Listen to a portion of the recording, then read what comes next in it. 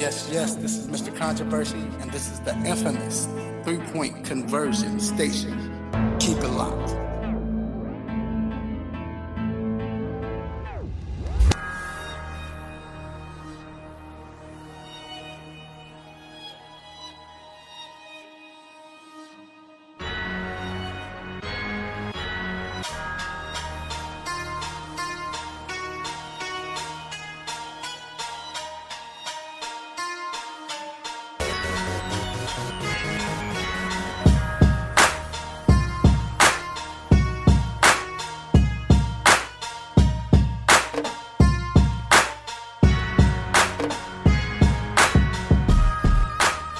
Yes, we are back inside the 3-point conversion sports lounge.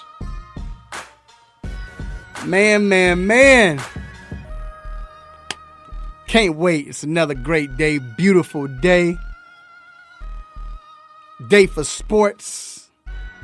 And yes, I'm your host, Mr. Controversy. Did you miss me? Excited, man. It's like I said, you know, we don't have basketball, but it's starting to feel normal as far as sports. Now, on the other end, no, but the sports period is you know, seeing orange leaves, still warm down here, though. But, you know, football, college football, Big Ten back, just a lot going on, man. Feeling good because I thought I just missed out on these Off-White Air Jordan 5s, but that's next week, so thank God. I'm about to be sick. But anyway, we have a great show. But before I get to the show, man, I hope everybody is safe, healthy, and I hope your family is safe and healthy. And then, man, you know I'm not doing this by myself. Got my guy behind the scenes that do everything, my man G. What up, G? Yo. And then I got my partner in crime, my road dog back in the building, my dude, the intellectual. What up, baby? What up? How you feeling, man? I'm good. Happy to be back in this junk. Yeah. Everybody's wondering what happened, man. Like, nah, he good. You know? How was your birthday, bro? Man, it was a movie. It was great. It was a good time. I can't even trip. I enjoyed myself. Yeah, it was, that's good, man. Yeah, so, bruh, we look at what's going on, man. There was a lot of news has transpired over the past few days, man. Yeah. Some big news. Of course, is what we're talking about. We're going to talk about AB. He's back. Well, as far as in the NFL, he's with the team, the Tampa Bay Buccaneers. So we're going to talk about that, of course. Will it work on the field? How will it affect the team on the field and off the field? You know, will he blow up? Right. Whether it's in a good way or will he blow up to the point where he don't get his way? Same old AB. Yeah, the 2020 AB. I mean, it was same old AB, but the 2020 AB was. Right. I wonder if we can put that with 2020, the way he's acting, or is that just AB? Because that happened in 2020 when he was tripping. It was? Yep. So. I wasn't in 19. Oh, was it 19? Yeah, it was 19. It was last year. I'm tripping. 19. Wow, Yeah, it was 19. last year. Yeah, you're right. Yeah, so maybe it'll be a new. Maybe the 2020 help him New out. 2020 Yeah. AB. 2020, we'll see. Also, the NBA proposed a 72-game season. I don't think none of us was looking for that. That will start on Christmas Day, and they're proposing basically no All-Star game, 2 weeks vacation during that time. You're such a hater, dude. And no, We'll get to it. how's that a hate? I'm saying that's real. Or okay, 2-week break time. I thought it sounded better with 2-week vacation time. Like, I mean, I think that should be like they need a break. I ain't mean it like that, but 2-week break time. You know what I'm saying? And a play-in tournament. You know, hey, so we'll get into that. Big Ten is back, like I mentioned. Man, college football starting to look normal now. Do they have an advantage or do they have a disadvantage of, playing only 8 games this season? We'll get into that. And then a question of the day, a question of the week. if Mac Jones win a championship this year, should he be considered a better college quarterback than Tua Tagovailoa? What do you think? That's the question of the day. Shout out to my man Jason Walker. He hit me up with that question. And we're going to go back to the NFL. Hey, you got a lot of 3-3, 3-2 teams in the NFL right now. Which one are for real? Which one are like you believe in less, you know? Mm-hmm. And then we got the World Series. You been checking it out? Yeah, I watched some of it last night. It kind of you could see it was out of hand early. So it's crazy that it's not a blowout, but it's kind of a blowout for World Series. Right. You know what I'm saying? And then depending on what inning it is and who pitching, you kind of be like, yeah. Yeah, so we're going to get into that and talk about that and talk about if we do expect that to continue in the World Series. And then, of course, we got Ask a Doc with Dr. Fowler about the injuries. What's on my mind? Stop it. Quick hits. Let your family and friends know they can listen to the show live locally on 1100 AM, WWWE The Real. Also, we're on Facebook Live, the 3-Point Conversion Facebook page. What up, what up? We're on iHeartRadio, TuneIn Radio, the app, 1100 WWWE. So, hey, man, it's about time to get to these quick hits. Let's get it.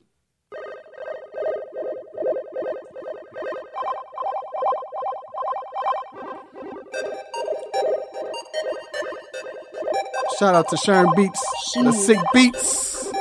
So, first off, we got to start off with Alex Fairley, CEO of the Fairley Group in Amarillo, Texas, is rolling out a policy to cover college athletic departments if their athletes are hospitalized for COVID-19. The insurance potentially covers some 450,000 athletes and more than 1,200 NCAA schools. Although it's unknown how many will purchase the policy, according to Fairley, schools will have two insurance options. For $65 per athlete, they can purchase coverage for individual COVID-19 related medical expenses, up to $150,000 of them things. For $85 per athlete, the coverage increases to $250,000. For Division I schools, which on average support about 500 athletes over several sports, the total cost of COVID-19 insurance would be at least $32,000, well, $32,500. But your thoughts on that, man? I think that's dope that they to come up with it. Right. And then I think what would be even better is if most of the schools, if not all of the schools, go ahead and do it. I mean, $32,500, which is, of course, it's the least, but starting there for all your athletes to be completely covered at up to $150,000, and for $20 more it goes up to $250,000. I think if you really care about your athletes and you putting them out there to play, then you will cover them to make sure that their health is taken care of. Yeah, I agree, man. I think that's real dope for him to come up with something like that. Probably no one else came up with anything like that so far. And everything is for profit. If they do go ahead and get it, he's gonna get a heck of a profit. That's what I was gonna say. Even with the profit side, you don't have I would think someone would have came up with an idea like that. Yeah. Moving on. The 2020 NBA Draft, y'all. It's November 18th. So, of course, it's going to be held virtually, which we expected. But, I mean, I'm not going to lie. The fact that it's the NBA, I expect them to do it with people and everything, the way they've handled everything. Like, they'd come up with a way. But they're going to do it virtually and hosted from ESPN Studios in Bristol, Connecticut. Commissioner Adam Silver will be in studio to announce the selections for the first round, and then Deputy Commissioner Mark Tatum will be in the studio to announce the second round. But the top players will join the telecast. They will be there virtually. So, I mean a virtual green room. Yeah, I mean that's what it is now. But, you know what I mean? Like, well, look. So, we saw WNBA do it. It didn't go as well. We saw the NFL do it. The NFL, everybody was at their homes, whatever. And I know good and well the NBA finna do it the right way. And the NBA is probably going to have something better than that. They're going to do it the right way. It's like, going to work out. They probably sent them a green board. They already doing the 3D interviews, so come on, man. They're going to do it the right way. What if it's like, it was like a Zoom and you're there, but you're in like the waiting area? Because he'll be a lottery pick and then it's the 25th pick. I mean, 28th I pick. think, like you said, Somebody's still waiting. The lottery picks, they gonna make it like be as good as it can. After that, you know. But it's the NBA again. They did the bubble. They're always the innovators of most things. So once they figure it out, I'm sure behind them everybody else will follow. But hopefully we won't have to deal with this virtually going forward. Right. Yeah. I think they're gonna have, like I said, I think they probably send them green screens. So they probably send people there to set everything up right, for them. At least for the lottery. You know what I'm saying? Right. You ain't gonna see no mama snatch one of the girls. CD Lamb ain't gonna no. But anyway, moving you on. Might still see that. Right. Yeah. NCAA has placed Jackson State's athletic program on a 2-year probation with a $5,000 fine and an agreement for violating certification rules from 2014 and 18. Jackson State and the NCAA enforcement staff agreed that 34 student athletes practiced and played before receiving final certification from the Eligibility Center. The school self-reported the violations in September 2018 and agreed that it failed to monitor its certification process. Yeah, I think you think they told Deion before all this? They probably did, because I'm looking at what they were hit. Right. I'm looking at what they were hit with. It's not that bad. They got a fine of $5,000 because it's baseball too. Right. A 2.5% reduction in football scholarships. The program must serve a 1-week ban on unofficial visits in each January, February, March, and April, and a reduction of 4 football official paid visits during the 21-22 academic year. So it's not real bad. I don't think they told Deion that part. But yeah, they probably didn't tell him everything, but they probably like, hey, we under investigation. You know what I'm saying? Right. Look, for the whole school. Yeah. So it ain't affected. It might not affect you. Right. But it's it's not as bad. It's definitely gonna hit him. He don't get as many visits as he wants. But I mean, I don't want to say you're Deion because he still is at Jackson State. You know what I'm saying? So he do need them visits. Right. But I mean, you Deion. If you were thinking of coming to Jackson State and not Deion going to be your coach, you're probably looking a little bit different anyway. Right. You know what I mean? Right. Yep. Moving on, USC wide receiver Munir McClain was suspended last month by the school in connection to a possible federal investigation into fraud related to the Pandemic Unemployment Assistance Program. Dude trying to get him some Jordans. USC's vice president of he in college. He could have been trying to eat. Keep going. UFC Vice President of Ethics and Professionalism said that Munir's name surfaced in relation to a complaint that had been filed involving USC students and a plan to apply for Employment Development Department benefits. He also acknowledged that he applied for financial relief from the Pandemic Unemployment Assistance Program, but was under the impression he qualified because his source of income, reselling high-end shoes, had dried up during the pandemic. No one was buying his Jordans. Right. The lawyer representing the McClain family says they plan to challenge the suspension. He say he was self-employed, and that dried up because of the pandemic. Run me my unemployment. Nah, bro, you can't. Nah, bro. That's that you can't do it. You can't do that. You gotta have an LLC. If he got an LLC, he can.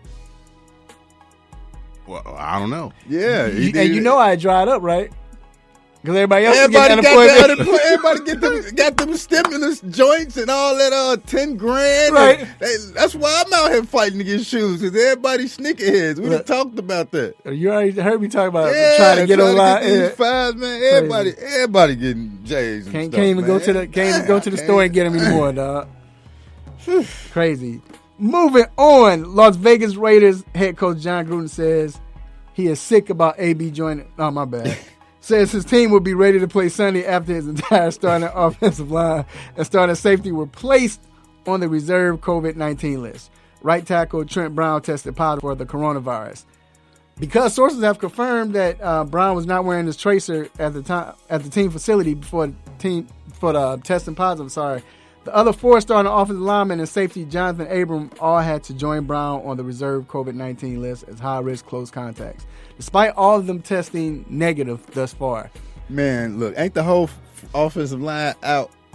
What they not out, but that's the thing, because he had it and he didn't wear his tracer or whatever, they were close to him, so they're on the list. So it's a lot of things with the Raiders, right? Didn't what's the tight end named Waller? Yeah, he had an event. An event. Nobody wore masks. Look, and he was the one that had one too, but everybody else didn't have masks. All this going on. They think it's a joke. Didn't John Gruden get fined earlier this year because he wasn't wearing a mask? Yeah, like the second week. People been, and you see a lot of people do this on the street. They wear it on their chin, not covering their face. Yeah. So but you're right. The Oakland has been the center of all of this in a sense. Besides Tennessee, like it's like the third time. Yeah, Vegas. Yeah. Vegas. My bad. This is the third time with everything that's going on. With this pandemic issue. Yeah. And they're in violation. So you're right. And last but not least, University of Texas President Jay Hartzell has the backing of his board of regents. Went to come what? Gee, I can't read that. I'm sorry. Has the backing of his boards of regents. Oh, when it comes to the controversy. Hey, that's not on me. That's on the article I got it from. Oh, okay. Surrounding the Eyes of Texas.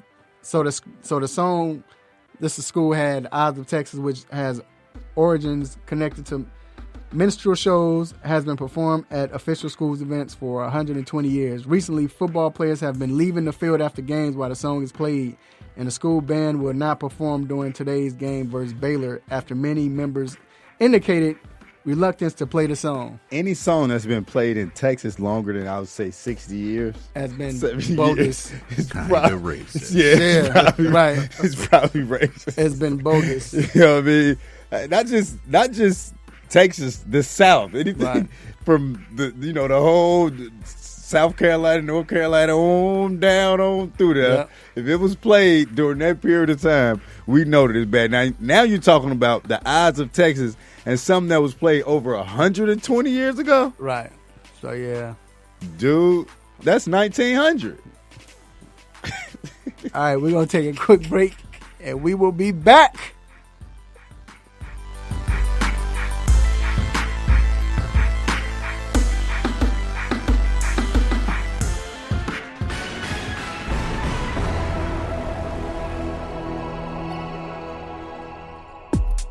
Good morning. This is Greg Hurd with your sports news break. The Atlanta Falcons will see if they can start a winning streak after getting their first win of the season last week. They are at home against the 2-3 Detroit Lions. The Washington football team are trying to break their 5-game losing streak when they face the struggling 2-4 Dallas Cowboys. A win at home will put Washington a half game out of first place in the NFC East. The 2-3 Georgia Tech Yellow Jackets are trying to put their embarrassing 73-7 loss behind them as they travel to Boston to play the 3-2 Boston College Eagles. And the Georgia State Panthers are playing their third game this season against the Troy Trojans, and they're at 1-1. Make sure to follow the 3-Point Conversion and all of your sports news and updates on all of our social media outlets and the 3pointconversion.com. Hey folks, Handsome Josh is here to reveal some big news to all the AM 1100 listeners. I have an app. That's right, you can now check out all your favorite programs right here on The Real with the Real 1100 app. Whether it's sports, entertainment, or lifestyle, the Real 1100 definitely has you covered. So why don't you just tell me how much it's going to cost me? And here's the best part. It's available in your Google Play or Apple App Store, and it's free to download. Actually, you can count me in on this one. So download the Real 1100 app today and stay in tune with The Real. Yo, you chilling with the 3-Point Conversion Sports Line. It's Chad Johnson.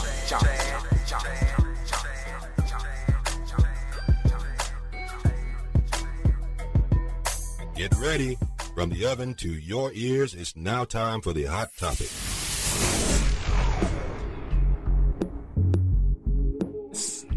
Yes, we are back inside the 3-Point Conversion Sports Lounge. I'm your host, Mr. Controversy, with my dog, The Intellectual. What up? And the hot topic today is Antonio Brown. Yes. AB back in the building. Yeah, he's back. Which AD is back in the building, though, fellas? We all wondered if, when it was going to happen, I guess, for the most part. And, now that he's here, it's funny because I'll say this. It kind of it snuck up on us in a sense. Right, because while we was here with Seattle, kept hearing Seattle. Russ wants But Seattle. not even that. Just we just start hearing that this Right, like I mean, Thursday. But This think all happened in a matter of right. I think felt like because minutes. That's what I'm saying. Because his I don't his what's the name ends he can play next week, right? what his Brown, suspension? Yeah, he's able to play next He week. can start week 9. That's why I think it came so fast. Everybody like, hold on, week 8 here. Like we That's what I'm weren't saying. thinking. We weren't That's thinking what I'm AB saying. nowhere. Right. You know what I mean? But I know the NFL was thinking. You know what I'm saying? People was already scrambling behind the scenes. We just wasn't thinking about it. Then when it came up with the Seattle thing, we kind of like, oh, hold on. You know what I mean? But the Tampa Bay just came out of nowhere. And I don't want to hear that, oh, he going to act better. He going to act right because Tom Brady. Well, he ain't act right when Tom Brady's in New England, so I ain't necessarily trying to hear that. Well, I don't.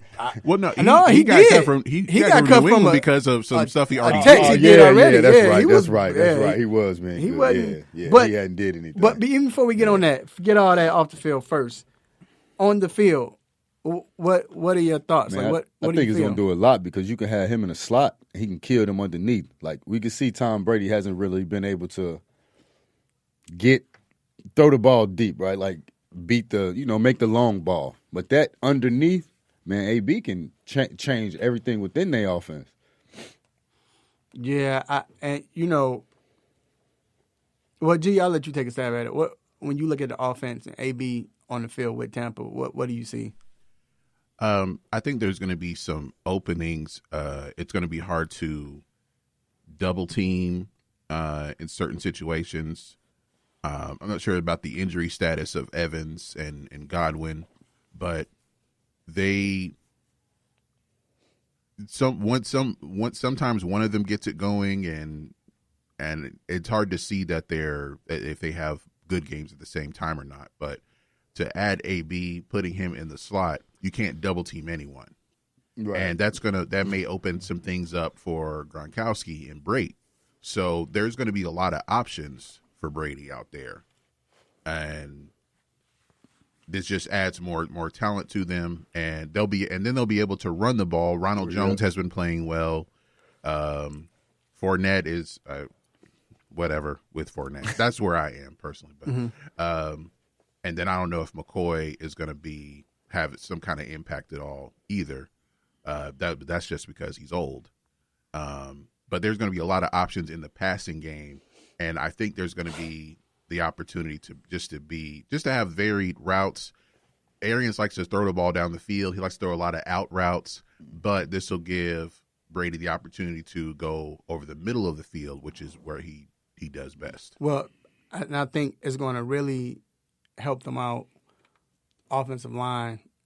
A lot of people have been talking about the offensive line. Like, shout out to Ab Stanley. Yeah. He's the senior writer for the 3-1 conversion. He stated that he think they were greedy.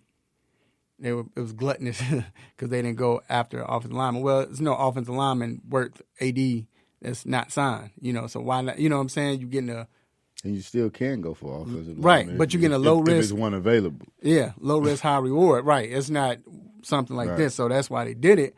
But he's right. They do, certain games they've had problems, and he's talking about throwing the ball. Where I really think it's because the fact that you don't have your Chris Godwin, you don't have Mike Evans is not healthy. Grant is starting to play better now. He's starting to get in the groove. So with that, you get Chris Godwin is coming back this week. Mike Evans is getting healthier. You bring in Antonio Brown now with Gronk. Now you can force if you want to say, all right, we're going to blitz, but I don't think you can afford that. You have to double one, and if you just double one, now the other two, man, it's a wrap, even with Gronk. So I think it's going to open up the passing game because now you can't blitz, or unless your defensive front is beasting like that, you can't blitz on them because you have to be accountable for one of them receivers or two, which is going to have the other two open. You got top-notch receivers. If you going by AB's first, if you going by how he was playing before he got suspended, you have probably 3 of the top 15 players on your wide receivers. I'm sorry, on your squad, if not top 10. So I think it opens up tremendously, man. And I think you know who it benefits the most? Your boy Byron Leftwich, because now he has a lot of toys. Like, he still hadn't had a chance to really play with the toys he had because of injuries. But now that he got AB, now we might be putting him in the conversation of, can he get a head coaching job? Yeah, definitely. I know, completely different type. I probably would have kept Jameis, kept him as a backup to learn behind Tom, because I can't necessarily say that this offense it's less turnover prone. Mm-hmm. And I know it's kind of not necessarily talking about that, but because Jameis put up some numbers.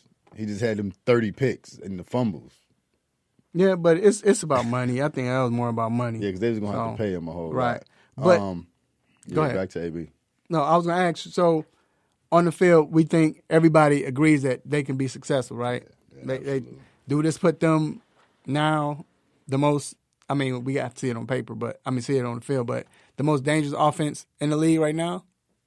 No, because Kansas City just signed right,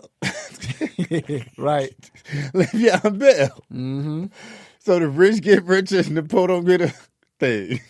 Right. Yeah. And it's and Kansas City has continuity. They've been there. They're doing it. Kansas City is still the top, the meat of the best meat of the steak of the league. You know what I mean? The offense. Right. No, I agree with that. Cream of the crop. I agree with that.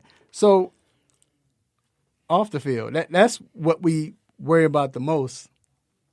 How do you feel about that? Well, we don't know how much is enough stability for AB no more. Like, we thought going to New England, he didn't have no problems. Mm-hmm. Okay, so let's say based on his last experience, he was good, because Belichick got rid of him because every time Belichick got to the podium, they asked him, "Well, what about AB? Man, what y'all lit?" Right. And he literally got cut.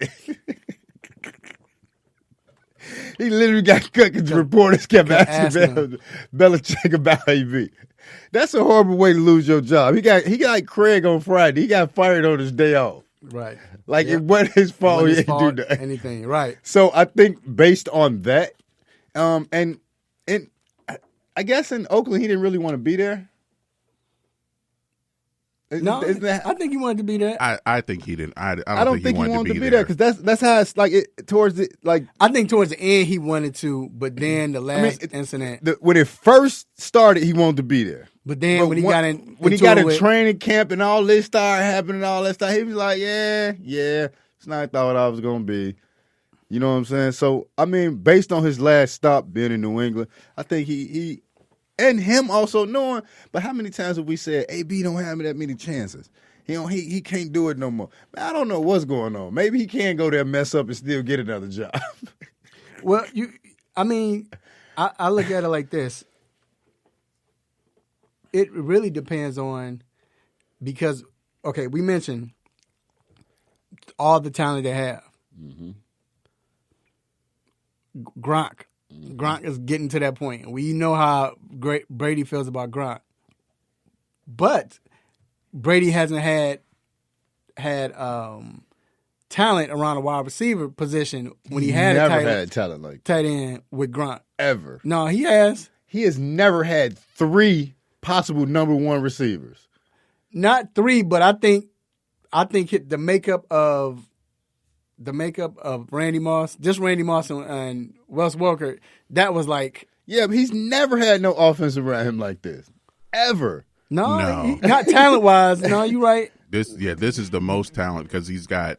This is ridiculous. Pro Bowl receivers and had a third Pro Bowl receiver. But listen, and two tight ends. Hold on, let's take it back to AB though. So with that, mm-hmm. Brady's going to distribute the ball different places, right? AB gonna want 11 targets. If 12 AB, targets. if he doesn't get targets, is he gonna act up? But Man, not only that, dude, you ain't played in a year look, and a half. but not only that though, how is Mike Evans gonna feel? Does Mike Evans have that dog in him, that number one receiver? Well, look, this is my team. Why am I not getting?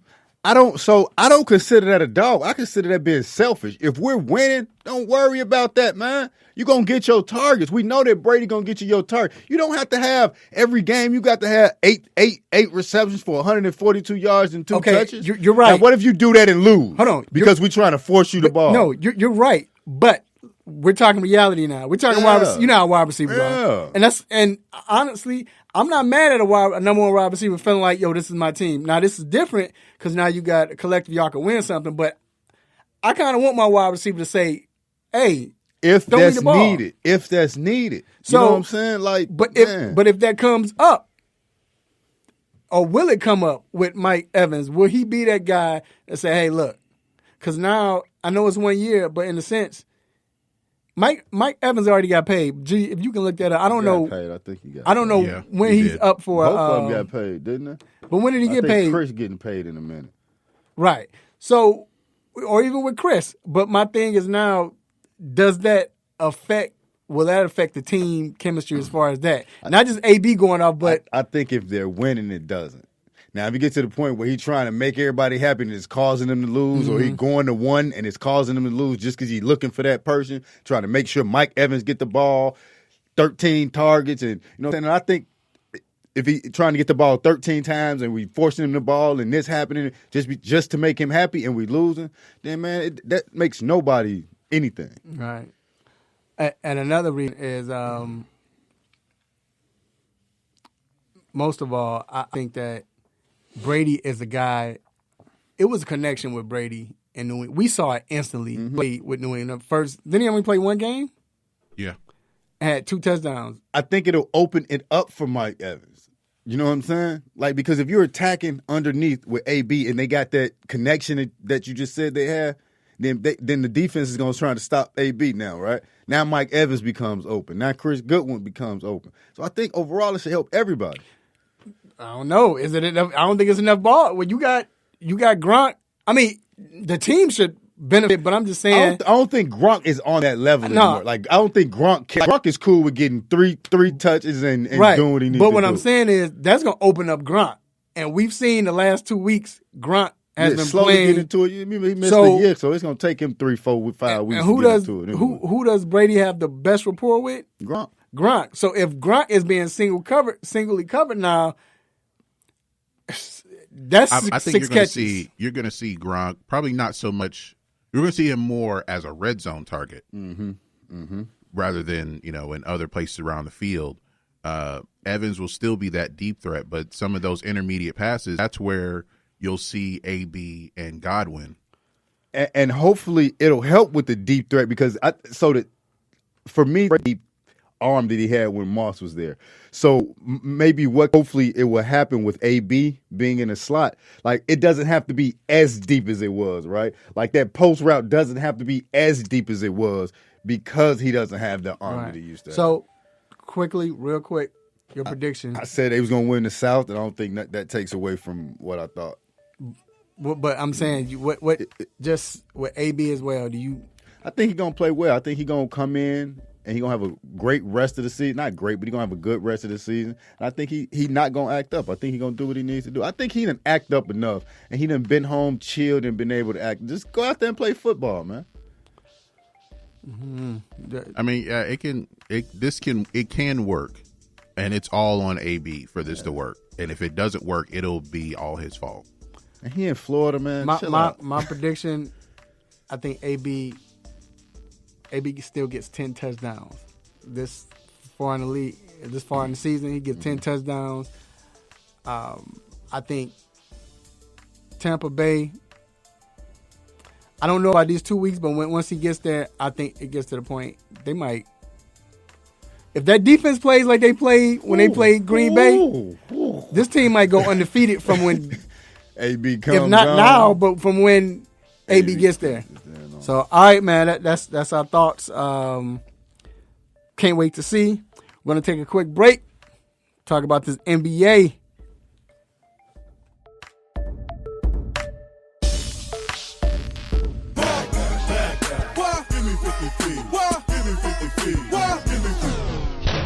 Or just 6.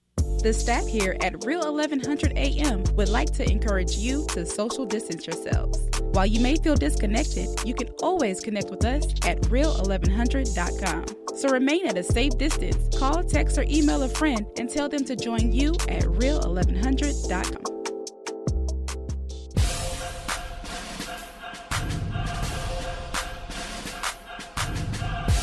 This is Mari Stoudemire, and you listen to 3-Point Conversion Radio.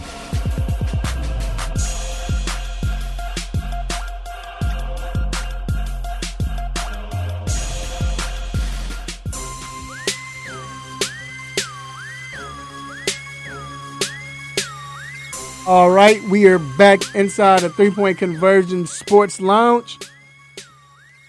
So, shout out to Mari Stoudemire. I don't know if y'all heard that Mari Stoudemire has been selected as an assistant coach with the Brooklyn Nets with Steve Nash. Props. Bro, he's a big man, so he won't get a head coaching job for the next 13 years. Right. All right, so Point guards only. That's it. That's it. So the NBA, like we spoke of earlier, proposed a 72-game season to the league officials. So they want 72-game season that starts on Christmas Day.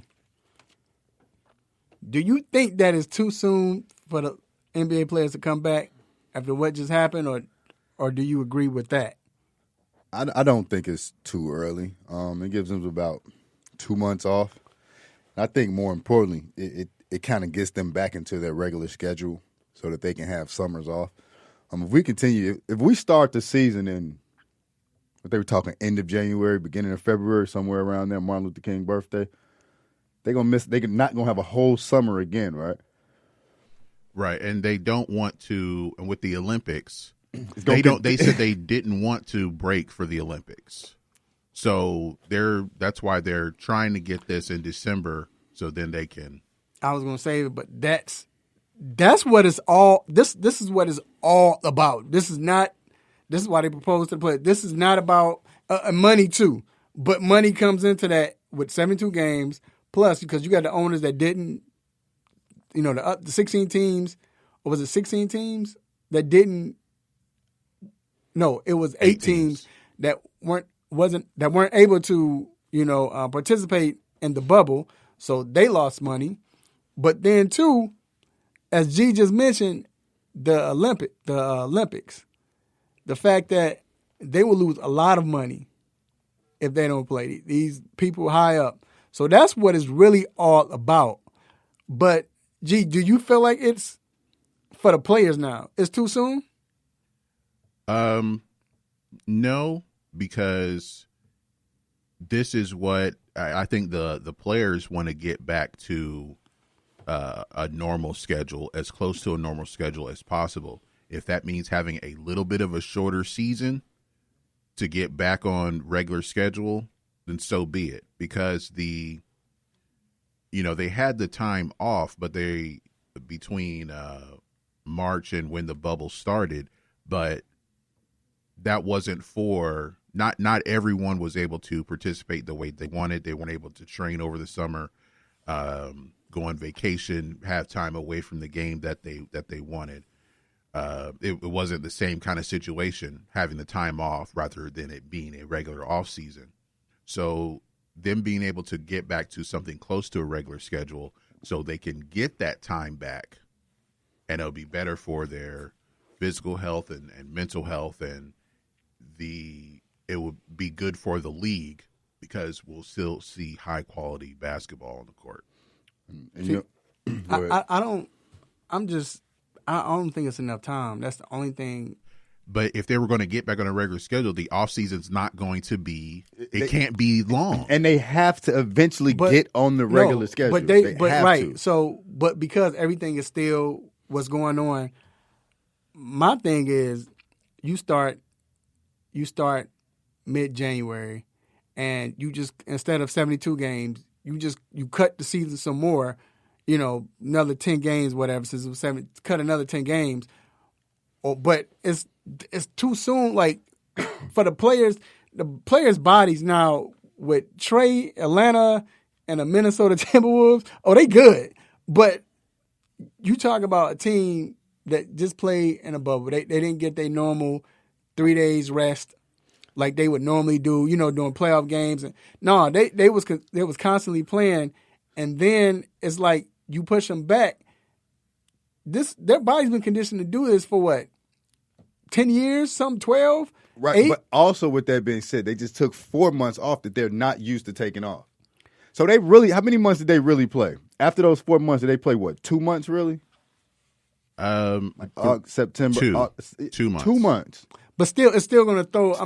You're right, but it's still going to throw everything off because everything already threw off. So my point is, right? So everything already threw off. So I'm just saying, with their just conditioning and all of that,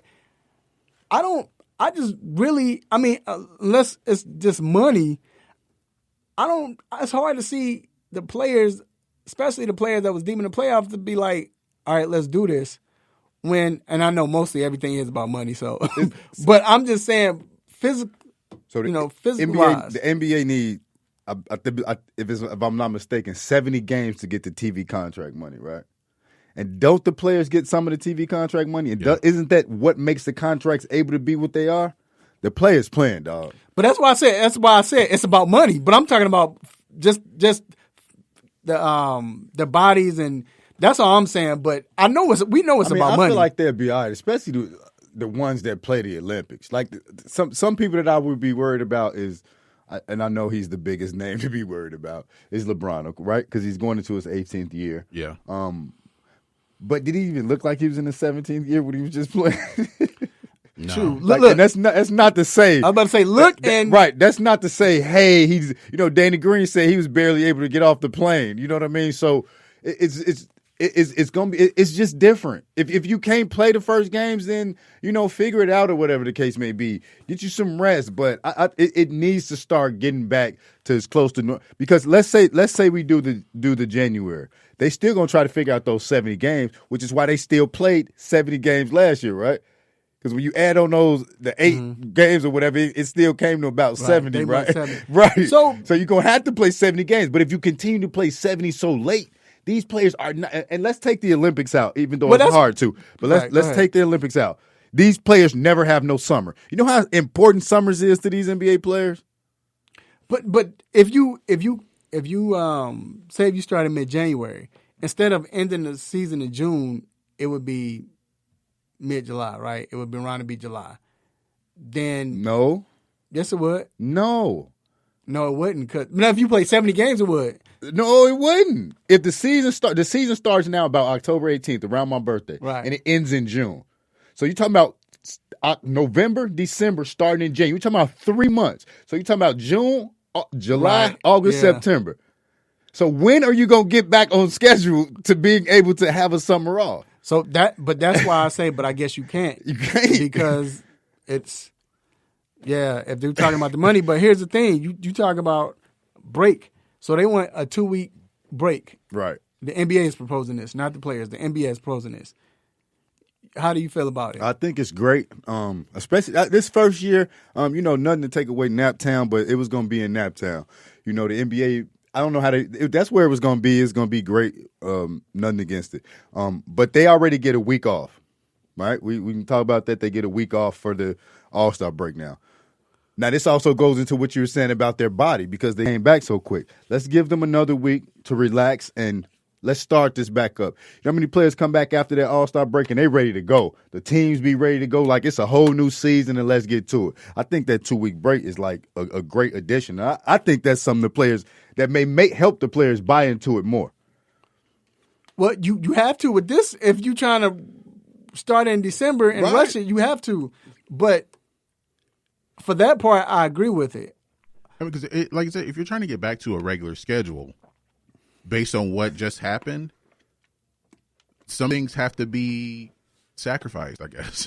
So when you say that, what do you mean? So you saying so like if you're trying to get back to what your regular schedule was, then they're trying to get back to as close to their they would normally start. The last couple of seasons they've been starting like late October. So the best case scenario, since the season just ended 2 weeks ago, okay, if we start 2 months late than we normally would, and then just shorten the season, then when we get to late June, first week of July at the latest, then we're close to back on schedule. No, but what about we talking about the 2 week though? But the 2 week. But with the 2 week break, I mean, if they have to, the reason why they were starting a little earlier in October is because players didn't like playing 4 games in 5 nights or 5 out of 7 nights. Mm-hmm. So they were trying to spread out the schedule a little bit more. Mm-hmm. But now that they have to compress the schedule again, well, if we take 2 weeks off, we don't have an all-star game, you get 2 weeks off instead of just 1, then players will be able to, you know, if they have to go through treatment or just have that time to recover, because it's going to be back to that breakneck pace again. So let me ask you then, come the other way. Mm-hmm. If this the 2 weeks off, for the players is great. Now, from the team's perspective, D made a good point. He was saying some players come back from All-Star break, they rejuvenated. Being off 2 weeks, do you think that's long enough to throw some players off their rhythm? Depends on who that player is. And team, and not just that, but then team chemistry as a whole. Depends on what that particular team is made up of, who that particular player is. Because during this time off, I mean, I don't know if they'll be going on vacation. I hope you ain't just sitting on the couch like this. Yeah. I hope you at least get some shots up. But if you get some, you know. Well, the thing is, though, but think about it. Well, but think about it. With All-Star, that's how they do, though. That's what that's for, but really. That's 1 week, though. And it just turned to 1 week. So you can kind of, you know, and they don't do it all the way the whole time, because those last couple days, like they probably do it up until All-Star Sunday night. By the time you waking up Monday, they getting to it. Players said no. Some players say that. I'm saying those that played in the All-Star game. But no, I'm talking about the players the players that don't play in the All-Star game. To your point, they said when that time they chilling. Like they said, but that's well, it just became the week. When it was 5 days or whatever, I'm sure. But now that it's going to be 2 weeks, you're not about to see that. Last few games. Yeah, you're not about to see that. You know what I mean? Especially if you're on a team that is trying to push to make the playoffs. Yeah, or if you think you're a contender, they're not going to mess around. And a good point that Mike brought up is that another idea they threw out there is playing these games in series, as in teams staying in a city and playing all their matchups at one time instead of having to travel. I'm sure that got something to do with the virus and everything, making sure things like that. So it's a lot of things being shot out there about how things are going to go. Then the last thing I won't say the last, but the last big thing they proposed was a play-in tournament. So that was interesting. That was fun last year, right? Like, I mean, this year it was fun. Can't nobody take none of that. Was like it made those last 8 games like. You saw Phoenix go 8-0. You saw Portland go 7-1 or 6-2 or whatever they went. So it was very interesting. But what did it do to Memphis, right? Who would have been the 8th seed? You know what I'm saying? Like, should they have won? Yeah, but if they win the season by half a game, it creates intrigue about the end of the season, right? Because normally you don't see those kinds of matchups to where it came down to one game for the last spot, right? And it was those two teams, right? And it's something that is, I think the NBA, they got that from baseball, by when they had their one game playoff. Well, you know what? Real quick, the in-play tournament, I don't think it hurt Memphis. Oh, it might have hurt Memphis because they didn't get to play. I mean, they had already played Atlanta, but just make an example, they didn't get to play the Minnesota Timberwolves on their schedule. And they had a pretty difficult schedule. Well, that was just the nature of the bubble. If you invite 22 teams, right, there are reasons those 8 teams weren't there. But what I'm saying though is it might have hurt them that way. But yeah, still they lost an 8 spot in the bubble. Like, it wasn't like they had an 8 spot. They lost it in the bubble. Like, Portland took the 8 spot. Yeah. When they was meeting for the playoff right, game, Portland was above. No, I get that. I'm just saying, like, end of the season, you up half a game. And you're right, because I don't think if you're not in, I think you should earn your playoff spot. I agree. That's what it should be. I It shouldn't. agree. Even though I love the playing, that was dope. Yeah, they it was played. exciting. They played better. Phoenix played better. It made better. Phoenix look like a playoff team. Like shit, we wanted Phoenix to get in. Right, but I don't think though that I just think it might. I just think you should play. You got to earn it. You have to earn. If you AC, you AC. I don't think it should be. I think it's one of those things where we're used to it, so we're like this the way it was. So this is how it should be. Or let me ask you this. Or Let me say this. Then we go. I promise you, I'm going. If the playing tournament, you do the playing tournament, and whoever gets the A spot gets the A spot. It shouldn't be the A spot and a 9 spot play. No, it shouldn't be that. And now that's what I agree with. If yeah. you get the A spot, you got the A spot. I shouldn't have to play the 9th if they within 4 games. Yeah, like you not no, in the I'm up playoffs. 4 games. Right. I'm up 3 games. So I agree with that. All right, we're gonna take a quick break. College football is time to get into it, baby. It's about to get real. Keep it locked. There's a lot going on in the world, and your world is always changing. That's why it's important to stay connected. The latest news, the latest entertainment, the newest music. If it's in the air or on the air, it can be in the palm of your hand, wherever you are, with the iHeartRadio app. iHeartRadio. Over 1,500 live radio stations from across the country, and over 15 million songs to create your own custom stations. Text IHR to 45495 to download the app or listen at iHeartRadio.com. Standard text and data rates apply.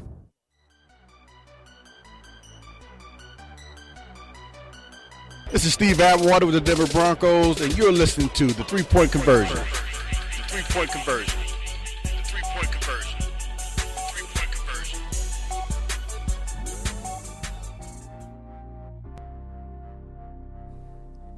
All right, we are back inside the 3-point conversion sports lounge. As I mentioned before the break, college football today, it's not a lot of big games, but big teams are back. You got Ohio State, they're playing now. We saw Wisconsin dominate Illinois last night, but the Big Ten is back. It's now all we're waiting for is. That's what I thought. I thought you were going to say. Do you say real football is back because of the Big Ten? No. I just feel real now because we starting to get all of the conferences. We're just waiting for the Pac-12 to come. But look, here's my question to you all. I want to know, because Big Ten only playing, I think, 8 games, do they have an advantage, or is it a disadvantage of coming in so late playing these games? I mean, it could be a little combination of both. Reason being is that they're not going to be as beat up as it gets further down in the season. That's one, advantage. However, a disadvantage is they're just starting the season. Other teams are already in their rhythm. They're already going. They're not, early season rhythm. They're in the middle of the season. They going already, and that's what a lot of the Big Ten teams are going to have to worry about if they got to get in rhythm or not. G, how do you feel? I don't know if it'll be any kind of advantage for the Big Ten because they're playing 8 straight weeks. Mm-hmm. And if a team feels like they got to cancel because they don't fit the roster requirements or if there's a virus outbreak, that game can't be rescheduled. So, I mean, somebody might only play 6 games. Mm. So there's a lot everything has to go perfectly for them to even get through the 8 games. Right. So that added pressure, I don't see that as an advantage.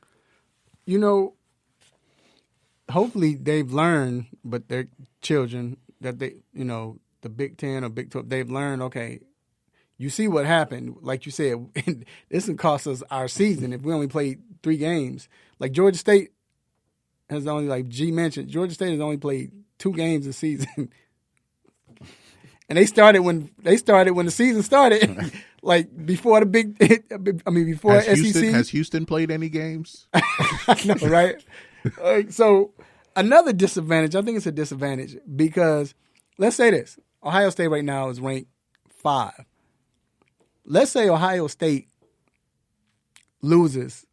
I mean, they have a cupcake cupcake schedule, which really is it goes into the disadvantage. But let's say for some reason, because like as D point, they're not up to par yet. They had the offense or defense, whoever, is not in sync. They lose the game. They lose game 3. Now you have 5 games left. You lose game 3. That might not be enough to get back in the playoffs. Because if Alabama loses, because they're the only undefeated team in the SEC. Let's say Alabama loses to Georgia. I mean, let's just say, but they lose to Georgia in the SEC championships. So you're not taking Alabama out. You got Georgia. More than likely, you're going to have Clemson or whoever if someone beats them. I don't think Notre Dame is strong enough. We'll get to that when they play each other. But let's say Clemson wins. And let's say if Oregon dominates the Pac-12, Ohio State is out because of this one loss. Now, if they played a regular schedule and they lost game 3, but you got 7 to 8 games left to prove, now they might get in. But because of the short season, they don't get in. And the teams they play Maryland, Michigan State. Who else they play? But like I'm gonna pull up their schedule. Yeah, they play Penn State next week. They play Nebraska today. They play Penn State next week. But after that, Maryland, like I said, Michigan State, Rutgers. They play Rutgers, Illinois. They don't, and then they play Michigan last. 8-0. Yeah. So, but I'm saying if they lose, it's a wrap. It's a wrap. So I think it's a disadvantage to them because of that. But I mean, I don't see no other team, honestly, besides Penn State, competing with them. Competing with them, yeah. I mean, you got to look at it like this: that they're the only, as far as the committee goes. And I know, like, I joke about this, like a real thing. As far as the Big Ten, I've said with the Big 12, only Oklahoma and Texas are allowed to be in the playoff from the Big 12. From the Big Ten, I think that's only Ohio State. If it's not Ohio State, then it's really nobody else. I know Michigan State made it one time. If Penn State, if it's a way Penn State beat Ohio State, Penn State also has to be undefeated. But Penn State's been flirting around, right? And I think this is the year they might be able to do it because of the shortened season. But I think it, like I said, because of the shortened season, it hurts the Big Ten. It's more of a disadvantage. All right, so this is Ohio State's schedule. Of course, like you said, they got Nebraska today, Penn State next week, and then Rutgers, Maryland, Indiana, Illinois, Michigan State, then Michigan. Come on, that's what I'm saying. If they lose one game, it's a it wrap. It could be against Penn State. It's a wrap. They can't get in. They can't get in.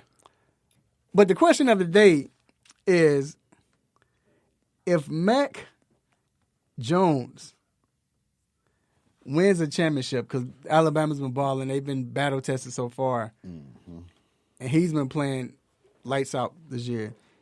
If they win a championship, and he wins that championship with Alabama, should he be considered a better college quarterback than Tua Tagovailoa?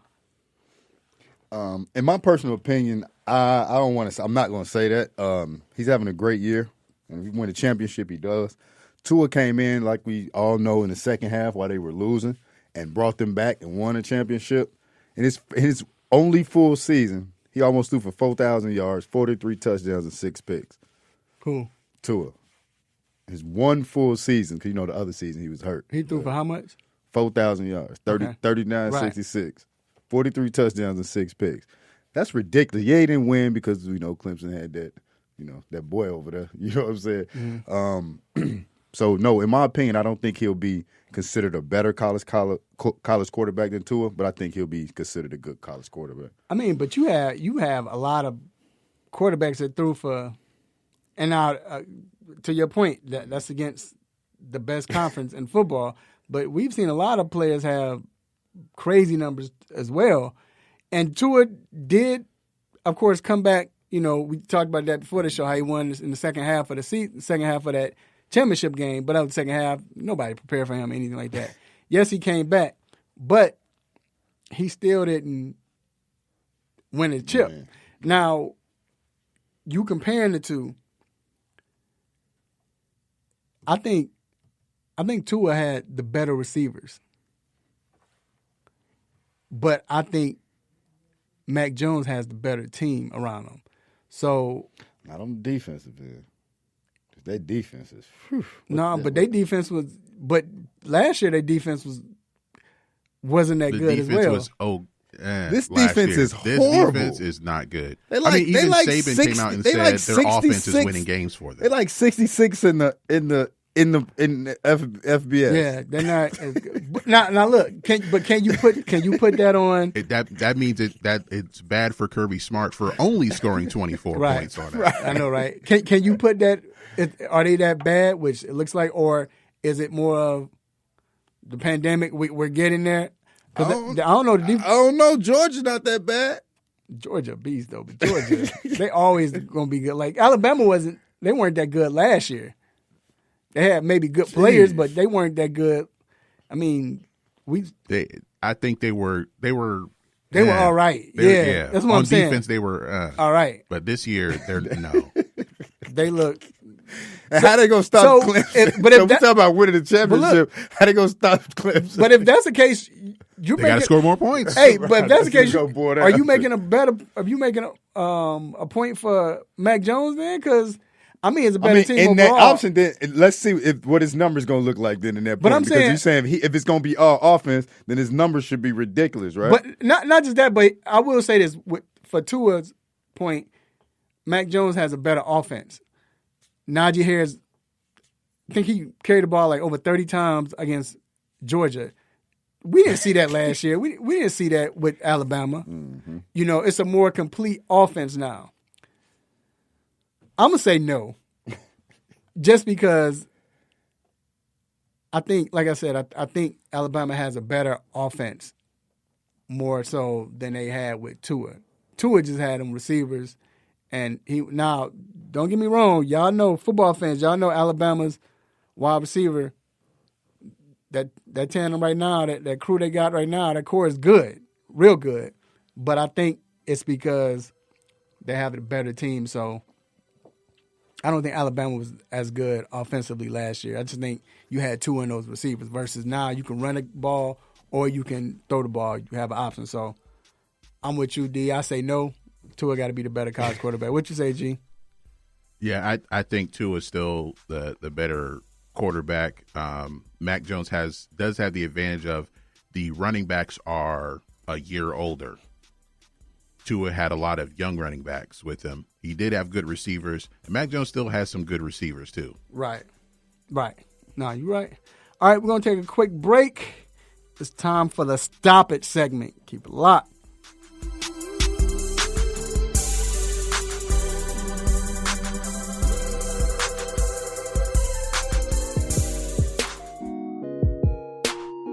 What's up, everybody? It's Adam Richmond, and you are listening to 3 Point Conversion, because you clearly have excellent taste.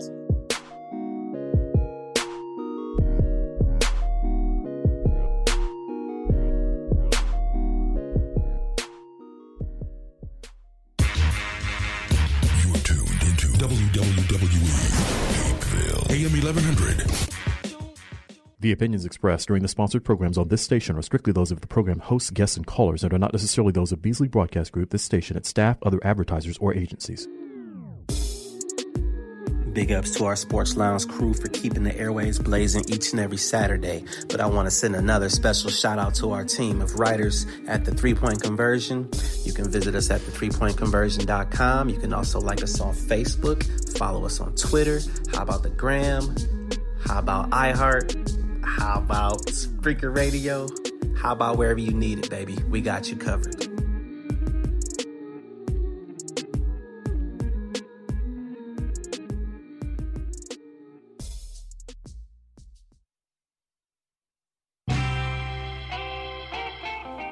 No mercy. Don't let up on him. Go hard on him, Mr. Controversy.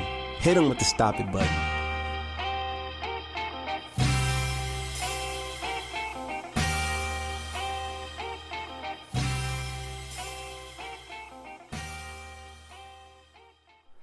All right, we are back inside the 3 Point Conversion Sports Lounge.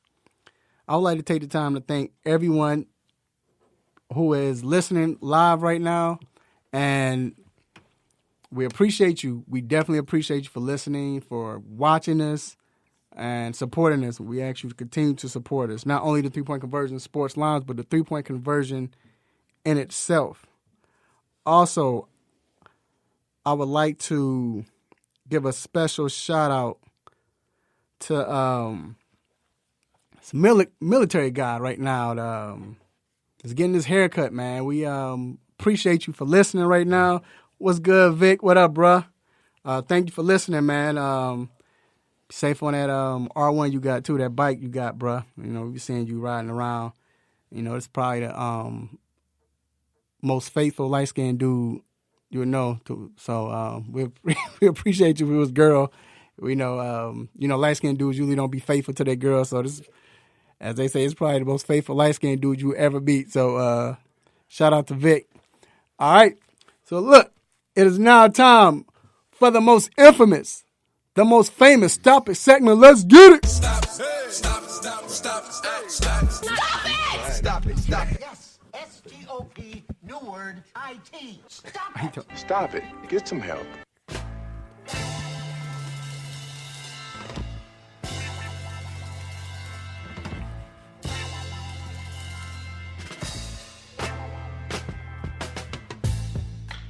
All right, D, it's on you. What is your stop it, bruh? Yes, my stop it this morning goes to Mr. Bruce Arians. Reason I give it to him is because when Brady signed with Tampa Bay, there were thoughts of is AB gonna come? Bruce Arians flat out came out and said not gonna happen. He's not a fit in our locker room. And he also told Adam Schefter that he was too much of a diva. Lo and behold, we were waking up this morning, and who are we talking about? AB signing with the Tampa Bay Buccaneers. Stop it. Come on, man. Yes. Get out of here. Come on, bro. My stop it goes to Kevin Durant. Kevin Durant came out and said, now remember the year he went to Golden State after they lost. He said, I don't know if I can say this. I don't know how sensitive they are, but he said, I dang wasn't going to Golden State if Golden State won a chip the year before I got there. Stop it. Bruh, they were 15 seconds from losing that finals. Come on, dog.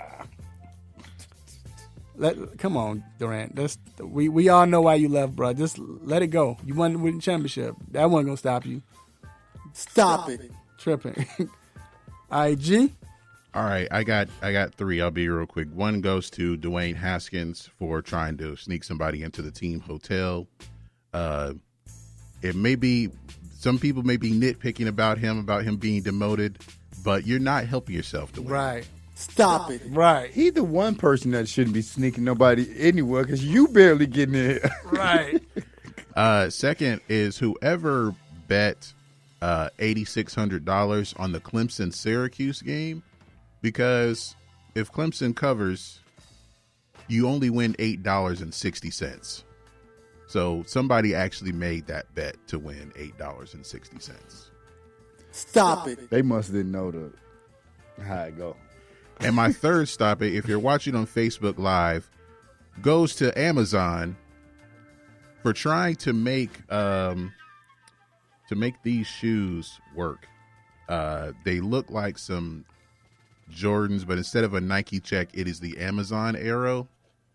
So if you're watching on Facebook Live, my stop it goes to Amazon for whoever made these shoes. Even if it's one pair, it's one too many. Stop it. You see him? Yo, why? It's a lot of teams. There's a lot of people doing that. The Buffalo Bills try to make the Jordans. They look pretty similar 12s. to the Mikes. They do. Very similar. That's funny. All right, y'all. They might get sued. Yeah, for real. That look too similar. We're going to take a quick break. That almost look like a Nike sign. Nike arrow sign. We're going to take a quick break, and we'll be right back for NFL football. Don't go anywhere.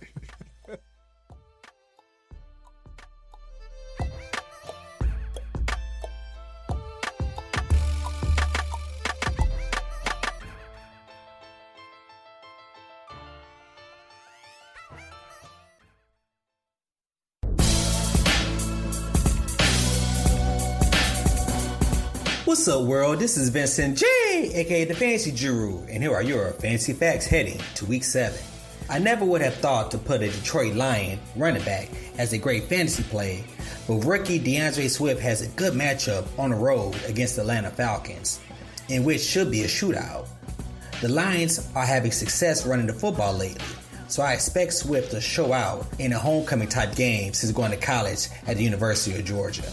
The player who I benched this week is Pittsburgh Steelers wide receiver Juju Smith-Schuster. He's averaging just 5 targets and a measly 38 yards per game, which is just not cutting it as a projected top fantasy wide receiver. This weekend, he's on the road against the Tennessee Titans, so there's hope that Juju can take advantage of the Titans cornerbacks, but his ceiling has dropped a bit. My sleeper pick this week is Los Angeles Chargers rookie quarterback Justin Herbert, who's been lighting it up over the past few weeks in the air. He has a fantastic matchup at home versus the Jacksonville Jaguars, and all of his top weapons are healthy. So I'm looking for a big fantasy day for Herbert. Now, if you want to check out more fantasy facts, make sure you continue to follow me on the web at the 3pointconversion.com.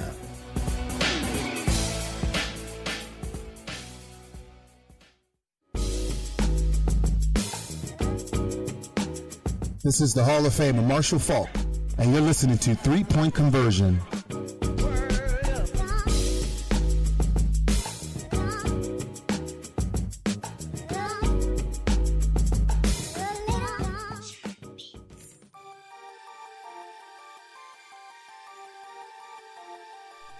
All right, we are back inside the 3 Point Conversion Sports Lounge. NFL football talk right now. And D, I'm going to ask you first. Mm-hmm. Rob, you know, we like to do the nosy neighbor watch. Yes. Who is your nosy neighbor, man? Tua and the Miami Dolphins. They're on a bye week. Oh, they are? Yeah. Oh, yeah, okay. So, man, I was right, with but that. I was with that. Well, while you get yours, G, you have one? A nosy neighbor? All right, so my nosy neighbor, I'm gonna go with the Dallas Cowboys, man. I want to see what happens now, because now it might be talk that your boy might get fired. Who? And that's secretly, not like reporters, but it's secretly. That might be the talk. I mean, that's the talk that might happen. He should have got hired. Right? Did they even talk to anybody else? But look. No. But look, but then I wouldn't believe it. But you know what? But then too, you know who else I'm looking at? Who? With this, and I'm peeking out my window. So you know, there's been reports about G, you should know as well, about the players. Excuse me, talking about. I think they was talking about the coaches and everything, and they're talking about how, talking about what's going on in the locker room. And Jerry Jones called him out. It ain't just the coaches. It's not just the coaches. No, it's. You think everybody else talking too? No, I'm talking about. It's not just the coaches. The problem. It's the defense. It's the offense. It's the offensive coordinator. Right. It's the defensive coordinator. So it's also Jerry, because how are you going to bring in a new coordinator with this short training camp and do a whole new defensive system like that? Getting rid of what's his name? He coached for us. I can't think of his name. The old defensive coordinator. He's coached Detroit. Marinelli. When they got rid of Marinelli, I know Marinelli, 99 years old, but Marinelli is like it was still a decent defense. Exactly, and he had the team. It's like Mike Nolan don't have, like, they out there doing whatever they want to, if they out there. Right. Like they didn't pay all this money to what's the defensive Gregory? Randy Gregory. Randy Gregory didn't pay him all this money, and now they looking back like, hey, maybe that was too much to. And everybody's regressed, man. Like, yeah, Jalen Smith don't look like himself no more. Sean Lee hurt again. But Vander he just came back, and maybe that hopefully helped Jalen Smith back there. Yeah, but I mean, even should have signed Earl Thomas. Isn't Earl Thomas still available? He's still available. They need to go do something because they secondary. Eric Reed's still available. Even Lawrence. Yeah, won't they do something? Yeah, so that's I actually have one. He too mad that Eric Reed might kneel. Yeah. So he'd rather lose. Yeah. He'd rather lose than. He'd rather lose. I mean, he chose Andy Dalton over Kaepernick. I thought Andy was going to be a good backup, but after that game, I was like, whoo, that's the Andy. You know, usually he had a good game, then a horrible game, then a good game. Like, maybe he'll come in and back up, but I didn't think he was going to have to be here for a whole season. That was going to be something to worry about. So I got my nosy neighbor, the Cleveland Browns. See what they're going to do after that getting destroyed last week. Mm-hmm. Now they come in to play the Bengals, who Joe Burrow has been putting up numbers.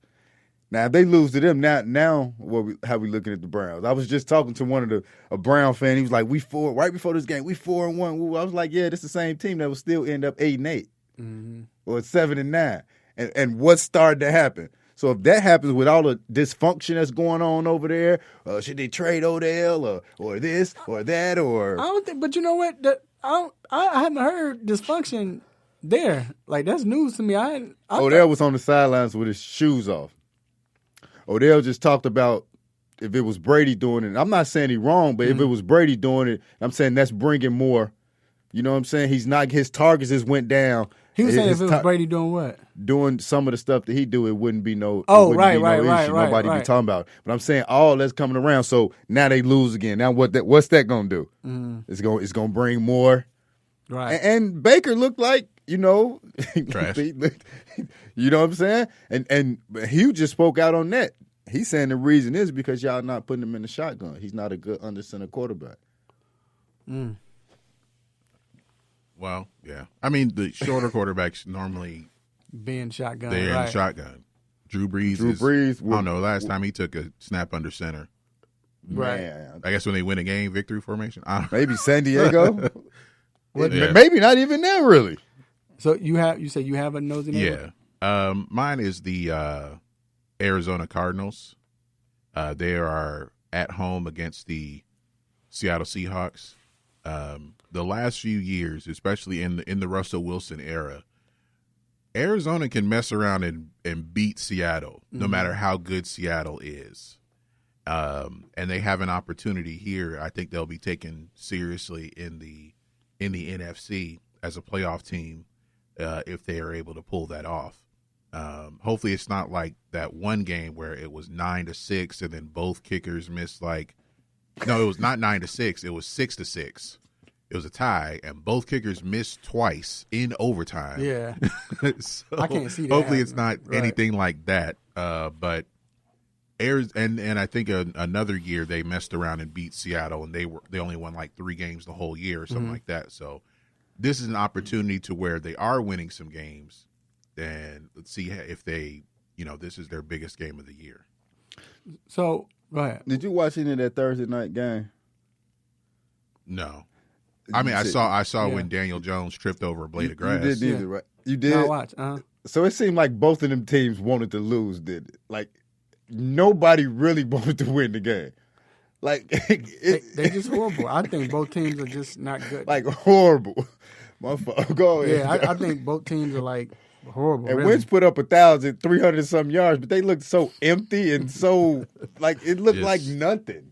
So let's talk about the 3-3 teams. The 3-2. So you say Wentz them, they're not trying to win. The teams we're about to mention are in the middle, and they're that team where it's like, all right, what are they going to do? We're at that crossroad. It's not week 8 yet, but we're at that crossroad where, all right, you got to make a move. So we have the Miami Dolphins. They're 3-3. The Las Vegas Raiders, they're 3-2. The New Orleans Saints, they're 3-2. Carolina Panthers, they're 3-3. And the San Francisco 49ers are 3-3. Out of the teams I mentioned, was the 5 teams, which team do you have the most confidence? Who do you believe in the most? Just one team? New Orleans Saints. They're battle-tested, been there. They got Drew Brees. And most importantly, they ain't played with their number 1 receiver since, week 2? Week 1? I don't know how that's going to look this week. He's not playing this week. His hamstring. I think they ruled him out because his hamstring. Yeah. Well, and neither is Emmanuel Sanders. Right. So if y'all play the FanDuel or DraftKings, pick up Alvin Kamara because he's going to have 30 catches. 37 catches. Right. And Traquan Smith gonna do well. But yeah, okay. So I hear you on that. G, who do you think? Do you have somebody you believe in the most? It's hard to say the Saints just because of the injuries. At this point, if they were healthy, then I would believe more in them. I would say the 49ers. Mm-hmm. Coming off a game where, I picked the Rams to beat them Sunday night.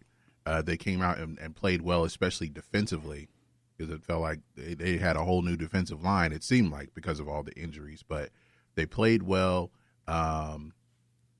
and maybe Kyle Shanahan can figure out a way to let Jimmy G throw the ball without, fearing that something bad's going to happen, because that is I think that's the feeling that everyone has about that situation, is that he's afraid of Jimmy G making a mistake. So they had to lean more on the run game. But I think the way that their defense is playing, especially Jason Verrett, I forgot he was there. He's played well and kind of revived his career. So I think the defense is going to be carrying them more this year, and they'll do just enough on offense to win some games. But I feel like they can still they're a playoff team right now. Yeah, I agree, G. San Francisco, they've had injuries as well, but the fact that they have Jimmy G back healthy, and you saw it when they played the Rams, and they were on the road. I mean, true enough, it was down the street, and it wasn't that many fans there. But they were on the road, and they still won. So if Mostert ever get healthy, they're playing without their cornerbacks. When they come back, their defense gets healthy. You got Mostert. Yeah, Sherman's still out. Yeah, so. You have. I think their safety is out this week as well. They're starting safeties out this week as well. You have like 15 running backs. When they all get healthy, I think they're still going to be one of the top teams in the NFC. And I always talk about it. 3-3, they might look horrible, but one thing about NFL, they can go 4-0 the next game, then look like the best team in the NFL. So, right. Who is the team that you have the least confidence in? So I was looking at Carolina, but I just looked at Miami's remaining schedule, and it's kind of a doozy. You know, they got a couple games that they definitely can go out there and definitely win. They starting off with the Rams, and they go to the Cardinals, then the Chargers, Broncos, Jets, Bengals, Chiefs, Patriots, Raiders, Bills. So they remaining schedule is pretty difficult. So I'm gonna go with Miami, and they're gonna be trotting out a rookie quarterback who is still learning on the fly. So I'm gonna say Miami for those reasons. But I like the Dolphins culture though. I do, and that's why I was going with it. Brian Flores, I like them. Their defense looks actually pretty good. You know what I mean? So I like, but that rookie quarterback going up against some of these defenses, but it's Tua too. So right, if he come out to be the Tua that we think he's gonna be. Yeah, I agree with Miami, just because this is a very peculiar time to make a quarterback change. But we know the history with Fitzpatrick. This is probably as good as it's going to get. We don't want him to go out there and have a 4 or 5 interception game. Right. So, but it is an interesting time to make the change. But with the schedule, we'll just have to see. But I think just because of that change happening, after they've played pretty well the first few weeks, it's hard to have confidence in them right now. I have to see it to believe it, kind of thing. I like that. I say, but I think it's Carolina. I like Carolina's team, and they're missing McCaffrey, but they don't have that wide receiver. I know what's his name? Robbie Anderson is playing well, but they don't have that wide receiver that can take them over the top. And Teddy has been playing lights out, but DJ Moore hadn't stepped up to what he's supposed to be. And even though they've been throwing for over 300 yards a game, it's like meaningless. You know what I'm saying? And they've been playing teams that hadn't been that good. So I was with you on that, but what I did was I looked at their schedule. I mean, they got the Saints, then the Falcons, then the Chiefs, and the Buccaneers. So that's the four. So they maybe can go, 1-3 at the worst, right? Then they're looking at the Lions, the Vikings, the Broncos, the Pack with Washington, then the Saints. I just think that I mean, true, but I'm not, and I feel you, but I'm not even, I'm just saying the team that just looking at them. I'm not even looking at the schedule. I don't think Carolina, I just like with the. And they got a young defense. With Miami. The way Miami is playing right now, every game now, the thing is, the big question is Tua. But every game Miami's played in, they've been in. Mm-hmm. They should have beaten Buffalo. They who else they played? They could have beaten New England. That was the first game of the season, so you know how that goes. They were close to Seattle. Seattle, Seattle had to come back and win. So that team right there is almost there. Gaskins has stepped up as the running back. I like them. All right, so quickly, upset pick. Texans over the Pack. Pack is going there. You know, their defense isn't the best. You would. No, it don't even have nothing to do with that. You would. It don't have nothing to do with that, man. I promise it don't. I think that Deshaun Watson going to have the ability to really tear their defense up. And I think that J.J. Watt can make an impact on Aaron Rodgers, but he probably not going to throw no more interceptions all year. I want to say Falcons over the Lions, but is that really an upset? No, not really. I got the Lions winning that. I mean, Falcons winning that anyway. Me too. I think I win with them. Other than that, I would say Raiders over the Bucks. I actually could see that. I think I actually picked them. Y'all think that's an upset though? I don't think that's an upset. I don't know. I actually picked the Bucks to win. But I don't think that's picks, an upset. I think that would be an. I think that would be an upset. Me too. They're essentially the same team. The Buccaneers has got one more win. Well, they got Tom Brady. Anything with Tom Brady and they lose to the Raiders gets an upset. I don't know. My upset is Denver and KC. I think Denver defense is playing great. If Denver, because Lock back, he back. Yeah, he's back. Lock is back. What's my guy name? Melvin Gordon is coming back. He's sober.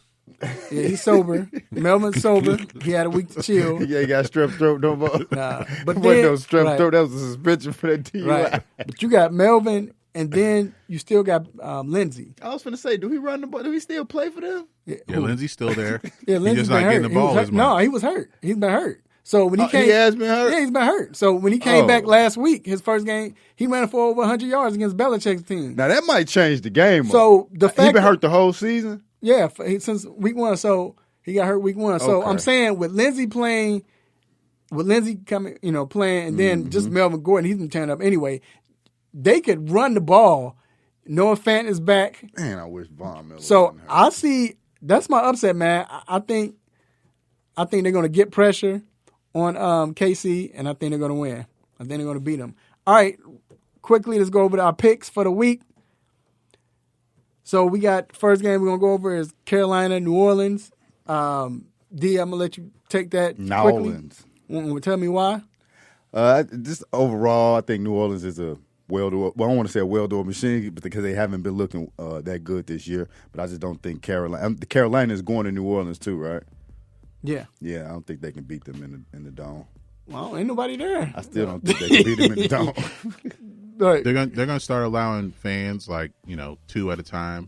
Right. Over the next few weeks. All right, G. So San Francisco, New England. I'm picking New England. I think it's at Foxborough. Yes, at Foxborough. I just think that Belichick is going to be.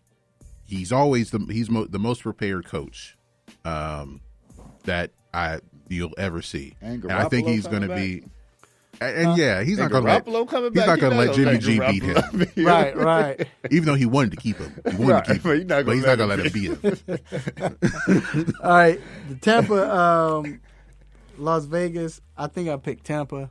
Did I pick Tampa? Yeah, we all picked Tampa. But you just said Las Vegas was your upset pick, didn't you? I did. No, he did. Oh, you did. But I know I picked Tampa to win the game, but it would be an upset if the Raiders won. It would. But It would. I just think that this game will come down to if, like I said, if Tampa Bay defense is for real like that, then that might have been a game that that might be that game to propel them. Right. But Las Vegas is still dangerous. I think they're playing with unbelievable confidence. Seattle, Arizona. Seattle, I think they just gonna outscore them. I don't think either one of the defense is really gonna do enough to stop anybody. They gonna outscore them. Right. That's it. And then the Pitt and Tennessee game. That's gonna be a tough one. I got Pitt. I just think Tennessee, because their defense is not good. They every game, every team has been in. Yeah, every game's came down to the end. I went with Pitt too, except for Buffalo. I went with Pitt too, but I picked Tennessee. Game. I think it's gonna be a game. I just think Pitt is the most complete team in the NFL. And it might be one of them 12-9 games. Yeah, but Pitt is the most complete team in the NFL. I think so too. And Tennessee's defense. All right, we'll see. The first time Henry gets the ball, we're gonna see if that's what I want to see what happens when he gets the ball in the third quarter. Right, that's what it is. If they want to tackle him, because by that time people be like, man, I'm tired of tackling. But that defense is sick. But has Pittsburgh really played against a defense? I don't think I've seen them played against a good defense. But Cleveland got a good defense, and they put on Cleveland. But it's not that. I just think defensively, Tennessee can't stop them. So that's why I say that. The answer is no. The Eagles, Texans. Cleveland got a good defense. Broncos. Cleveland has a good defense. Giants. And Cleveland has Pittsburgh a good defense. Has had an easy schedule. Oh, they have an easy schedule. But I'm saying they hit to his question, it was Cleveland. But all right, we're going to take a quick break. We'll see. G, you got the picks up? Yeah, they're up right now. If you're looking on Facebook Live, those are the picks. All right, they're coming up now, okay. All right, so we're going to take a quick break, and we will be back for some more sports. Don't go anywhere. What up, Derek Branch?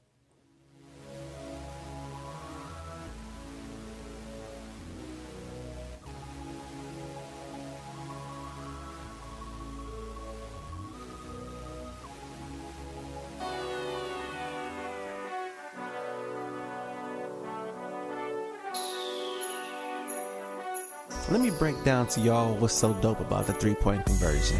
First of all, everybody is a fan of the game first. Second of all, everybody is a student of the game second. And third of all, we're the average sports fan just like everybody else. We're not coming in here, walking with our nose tipped high, acting snooty, acting brand new. This is a grassroots organization. Bar none. The three-point conversion, where fans' opinions matter. Be sure to visit the website www.the3pointconversion.com. Get your fix, get your articles, multimedia, and everything else that you, as a sports fan, need. So again, the3pointconversion.com. It's where it's at, man, where fans' opinions matter.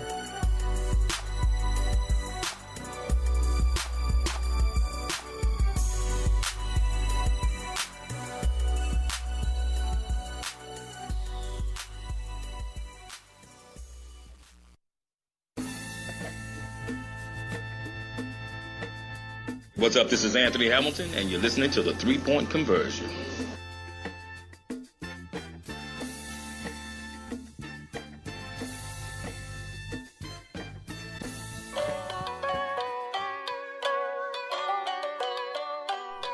All right, we are back inside the 3-point conversion. So, World Series. 2-1, Dodgers up. You mentioned it earlier. All games really been dominant performances by the winning team. for the most part. I mean, Dodgers got some runs late in the game, but for the most part, the pitching's been dominant by the winning team, and the hitter's been hitting. So, do you expect it to go like this? Do you see it coming down to a World Series type game? I'm thinking that it probably will. Like you know, I was kind of saying a little earlier. It's like when I turned to the game yesterday, I think it was 4-1, 5-1. It was the fifth inning. I was kind of like, it's the Dodgers, it's kind of over. But Tampa Bay seems to always kind of like be in there. I'm hoping that it does become one of those 2-1 game, bottom of the ninth, one man on or one man up. I'm hoping because that, you know, that's kind of what gets the that's what gets you going. So I'm thinking it will, but you never know with everything that's going on without as many fans and things like that. Like, people don't really understand like what that does, not only to the players but to the pitch, like to the coaches, to everything. It put pressure on everybody to make the right decision, this, that, and the third. And I think that's having a real impact on the series. I just think that they've ran into some great pitchers. Like, I mean, I don't think you can fill a team out in baseball, but it kind of has that feeling like it's a fill-out process. Like, I think both teams feel like it's going to be a long series. So we hadn't seen the moves yet, but I don't know, man. I think with Tampa Bay, like you said, I think Tampa Bay is stronger than what they have put out. I think this game is going to be. I think Tampa will win this game. But I think if it does come close, the intangibles are, and usually you don't call players intangibles, is Mookie. Mookie right now he's playing where, I'm glad he's out of Boston because he's playing where he belongs. I mean, big stage. When is the last time, I'm trying to think, you probably could say it better than me, D. When is the last time you saw a player dominate the series in all facets of the game? Like, I can't think. I'm trying to think. I can't say Altuve. Carrera wasn't it. It's been a minute for a player, and if y'all know in the chat room, y'all let me know. But it's been a minute since we've seen. I think it was game 1 or 2. I think it was game 1, actually, where he got on first. He stole second. He stole third. They brought the infield in. And he still got home on the infield hit. Like, come on. And then defense, and that's what I'm saying. Like, all facets, not just hitting, base running. He might be a 6'2" player. But then defensively, what he's been doing defensively, like, what player have we seen do this on the stage like this? He easily could have won the MVP of the NLCS. Yeah, but Corey Seager had such 5 an offensive, like you can't, you know what I mean? You can't take nothing away from Corey Seager. But Mookie Betts made like all the important defensive plays. All of them. And you saw his bat coming to life. Yeah. And now look at his bat. Right. It's live. You know what I mean? Like, it's almost like LA is looking at him to boost them or propel them or give them this energy that they need to win. And it's like every time he gets up, it's like, all right, Mook, what you gonna do? And he delivers in every facet, man. Well, they brought him in because they're kind of a young team as far as like their hitters, but to bring in someone with the experience, he's won a World Series, he's won an MVP, so to bring in somebody like him to kind of just to be that leader as well, that's also what's showing. And it's real. Yeah. This is real baseball talk right here. He's a clubhouse type of guy. Yeah. You know what I'm saying? Like, I kind of hate that cliche, but it's true. It's true. He's a clubhouse type of guy. And I mean, if I'm Boston, I know you said he's where he needs to be. Boston's a big enough market. sick. Like I don't know, Yeah. I don't know how do you do that, right? Like they picked between him and JD pretty much, right? Him and JD Martinez because they paid him everything. Like, dude, come on, man. It's Boston. Come on, man. I ain't want to pay him that money. You know what I mean? It's Boston. Yeah, you know what it's But about. but even if they tripping, like I still LA says send him here. We gonna sign him. We gonna give him all this money, man. And look at them. They hand have off, the ability. They have the ability, and you know it's hard to say dynasty in baseball. You know what I mean? But first, they need to win this one. So let's step back and But you saying, but with the players they with the have, players they have. Come on, man. The pitcher. I love the manager. the Bellinger. You know, like dude, the players they have. Like they could be on this for a minute, dog. And to see Kershaw actually pitch well, yeah, in the like postseason and the World we Series, know he was already Hall of Fame, but he came out here and did this. And not only did he do this, he did like I can't remember what it is. I think it's 6 innings pitched, 6 strikeouts, and something else where like only 2 other people did it. Like I mean, but again, Tampa, don't think Tampa out. Don't think that these boys just finna go home. Right. You know what I mean? Tampa Bay been doing this for years. You know what I'm saying? They did what they needed to do. They built their team up the right way. They bring their starters in. They may do 5-6 innings. And they bring their relievers in, but they also got hitters and they got people that do what they need to do. And then it was game 3. Somebody had to win. Exactly. Somebody gonna go up 2-1. Yeah. You know what I'm saying? So that's why I say. So again, tonight the other game. So we'll see 2-2. Right. So. Who do you have winning tonight? Tampa Bay. I think we're going 6. I think we might go 7, baby. Who you have winning the series? The Dodgers. Then Mookie gonna. I think it's gonna be a Mookie series. He gonna dive in the series. It's gonna be a foul ball. He gonna dive in the stands. Or he gonna get that single. He gonna go from first to second. He gonna go to second to third. And he gonna hit him with the Sandlot play. He gonna steal on. Or he gonna be on defense. He gonna have the ball. Yeah, act like he gonna talk to the pitcher. Have the ball in his back pocket. or he gonna throw somebody out at home for the final out in the bottom of the ninth. You know what I mean? Like, and they go give him his MVP, and he gonna be completed the finale. He gonna have World Series MVP, World Series. He already got a World Series. Yeah, with Boston. Yeah, with Boston. Yeah.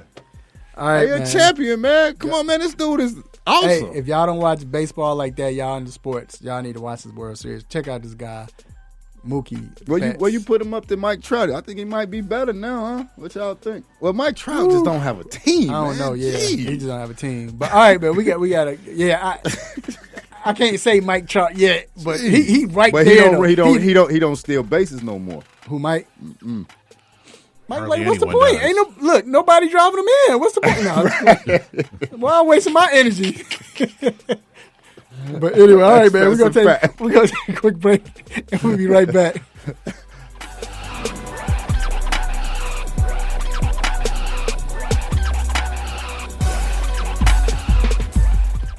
Have you been looking for a radio station that gives you sports? I don't believe it! It's a touchdown! Entertainment? Are you not entertained? And other special interest talk shows? Well, isn't that special? All on one app? Yo, that's dope. What app is that? It's the Real 1100 AM app for WWE. Grab it for free in your Google Play or Apple App Store today.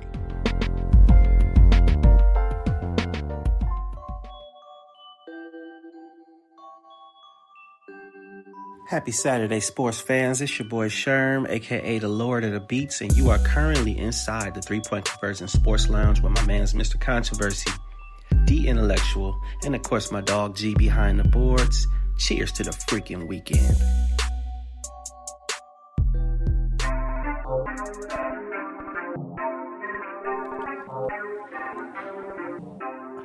All right, we are back inside a 3-Point Conversion Sports Lounge. Hey, you see the screen?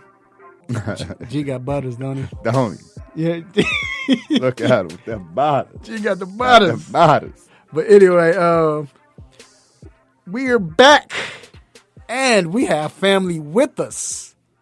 We have our cousin, Dr. Donnie Fowler III, orthopedic for Ortho Atlanta. How are you doing today, sir?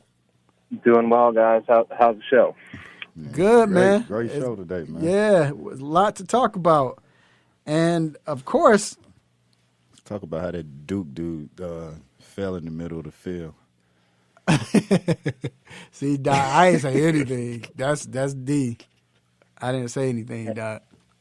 Hey man, I think they said his top speed got higher than Lamar Jackson so far this year. I'm just saying. So let me ask you, man. So Can't Get Right is out again after tweaking his hamstring. I mean, Michael Thomas is out. I can't. But tweaking his hamstring, bruh.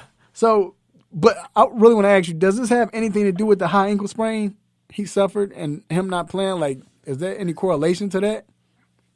I mean, I don't think there's per se a direct correlation, but you got to think, not playing with the ankle injury, it's almost like he's restarting, and this is almost kind of similar to all the guys in week 1 and week 2 when they were first really getting out there and trying to play again. So it's almost like his season has reset. So you're going to see kind of some of these same things, I feel like, in him now that you were seeing in week 1 and 2 with hamstrings and these soft tissue injuries from a lot of the other guys, just because he has been out from the ankle. So in a way it's related, just not directly related. All right, now Austin Hooper is out with appendicitis this week. How long do you project him to be out?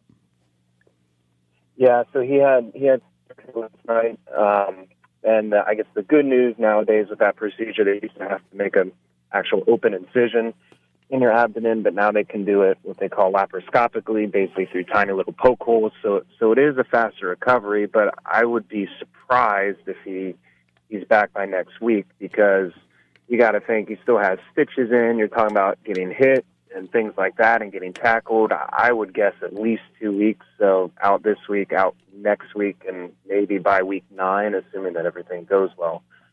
Ooh, man. They don't use them anyway, so. But still. And that's good for Njoku. Maybe he come in and, spark their team as well. They got to get the ball. Yeah, true. And Christian McCaffrey still out nursing a high ankle sprain. Everybody and their mama has had a high ankle sprain this year. I don't know why that's the injury of today. Like, torn ACL is like, that's old news now. So now it's high ankle sprain. That's the most popular injury. But they were expecting him back. They kept saying reports kept coming out he would be back sooner than later. But he's been out since week 2. This is week 7.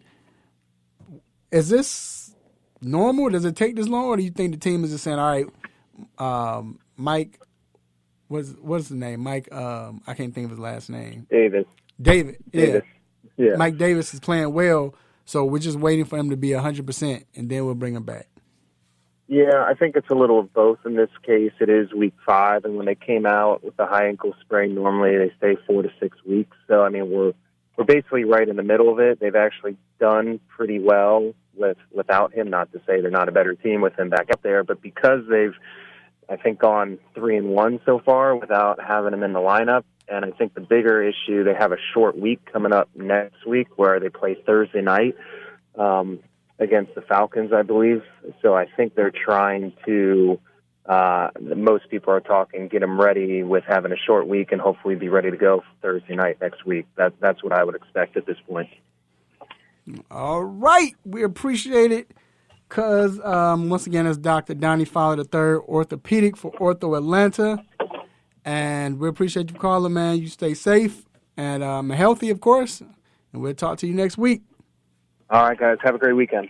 All right. We're going to take a quick break, and we'll be right back with What's on Our Mind.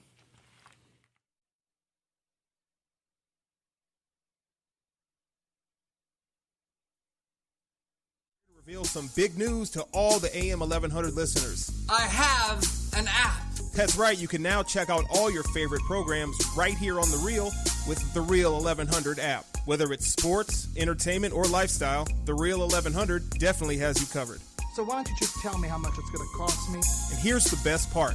It's available in your Google Play or Apple App Store, and it's free to download. Actually, you can count me in on this one. So download the Real 1100 app today and stay in tune with The Real.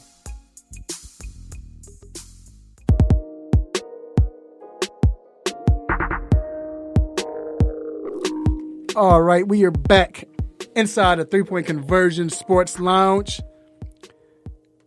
And this is what's on our mind, and we're going to do it collectively. I got something on my mind, and we're going to discuss it.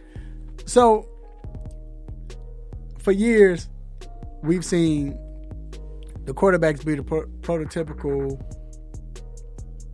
6'5", strong arm, stand in the pocket, like a Justin Herbert.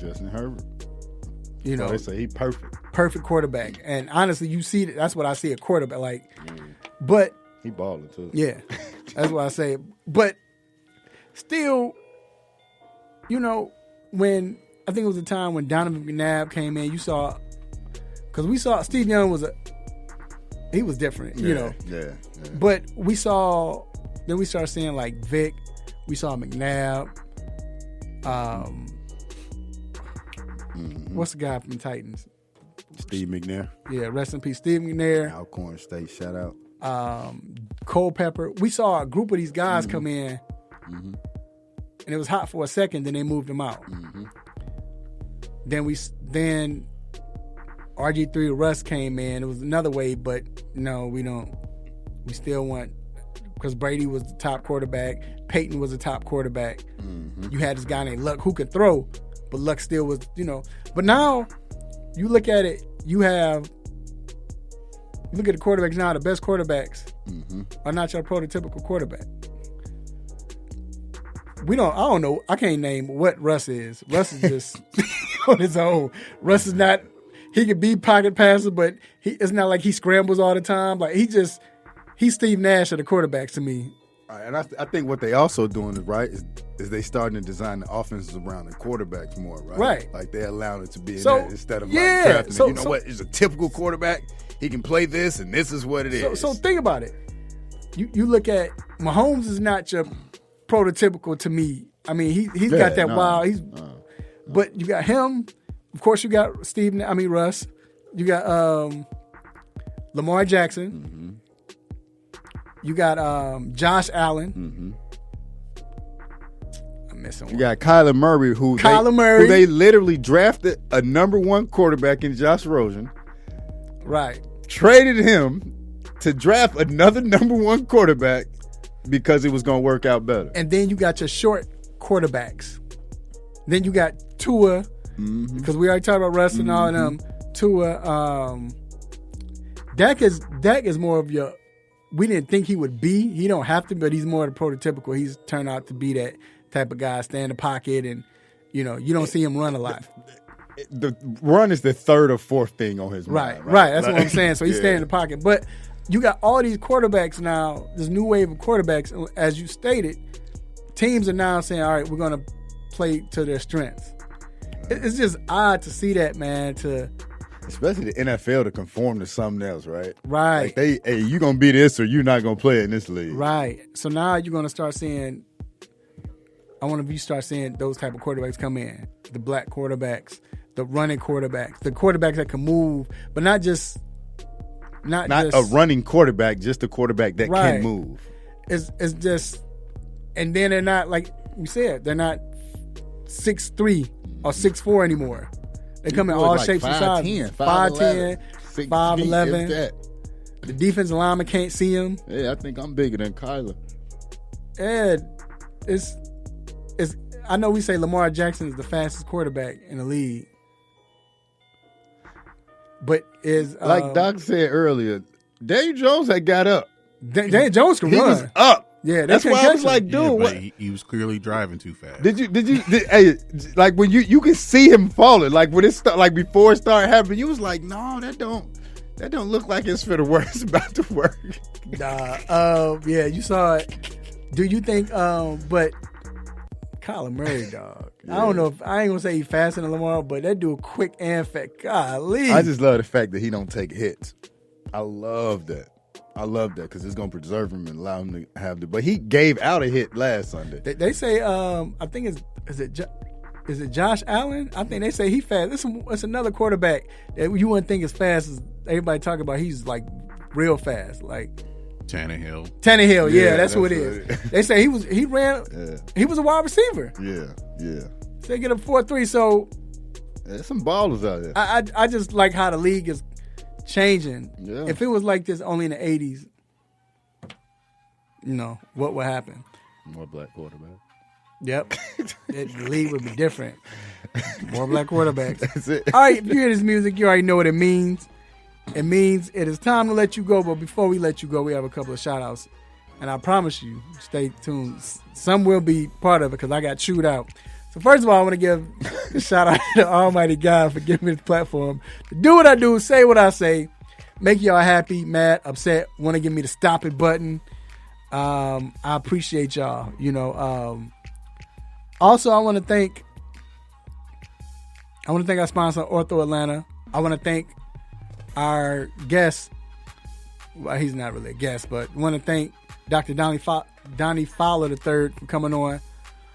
I want to thank my guy G for doing what he does. I want to thank my guy D Intellectual. What up? Just want to thank all friends and family that's that always listen and always pay attention to us every week. Everybody that's make sure they listen to us no matter where we at, what we covering. Really appreciate it. Man, just got some bad news. Rest in peace, Frank. But yeah, other than that, yeah, that's it for now. And I also want to thank my guy Mike Patton, man. Mike Patton stay on the chat the whole show. Like, I don't expect everybody to listen to the entire show, but Mike Patton stays on the entire show. Yeah, he watching it on TV. Watches it on his TV. Watches it on his TV and listen to the show. So shout out to Mike. Appreciate you, Derek Branch. Who else we got here? Just names I'm saying right now. We appreciate you, Rick. Of course, Rick be always representing, even though he's be on the show, but he's always representing. And I want to thank my family, my lovely wife, beautiful children. I want to thank my cousins, aunties, uncles, brothers, sisters, grandparents, parents. Who else? I'm missing nieces and nephews and play cousins. Hey, make sure y'all love family, love on family. Let family know that you love them while they're still alive, and eat good, be safe, be healthy. Stay out them clubs and all of that right now. If you're in Atlanta, enjoy this great weather.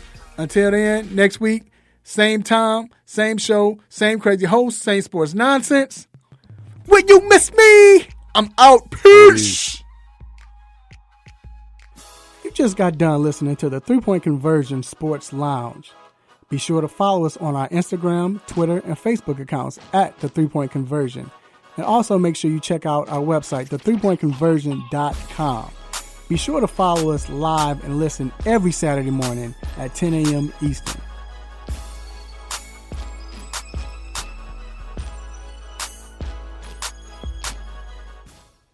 I hate to say it. I hope I don't sound ridiculous. I don't know who this man is. I mean, he could be walking down the street. I wouldn't know a thing. Sorry to this man. You're going to learn today. You're going to learn today.